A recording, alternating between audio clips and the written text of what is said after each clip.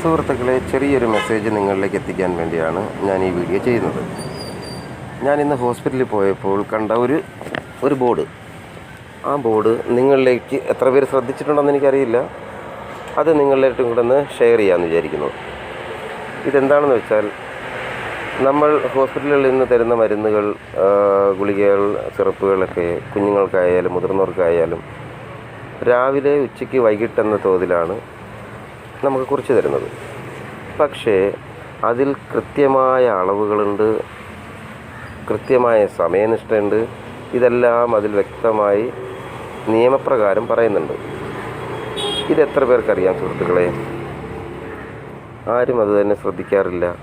എല്ലാവരും രാവിലെ, ഉച്ചയ്ക്ക്, വൈകിട്ടെന്നുള്ള രീതിയിൽ തോന്നുന്ന സമയത്ത് ഭക്ഷണം കഴിക്കുന്നതിന് മുന്നേ പറയുന്ന ഗുളികകളും ഭക്ഷണത്തിന് ശേഷം കഴിക്കേണ്ട ഗുളികകൾ പറയുന്നതും, അത് സിറപ്പായിക്കോട്ടെ, ഗുളികകൾ ഏതുമായിക്കോട്ടെ, ഇതൊക്കെ കൃത്യമായ സമയങ്ങൾ പാലിച്ച് തന്നെ നമ്മൾ കഴിക്കണം.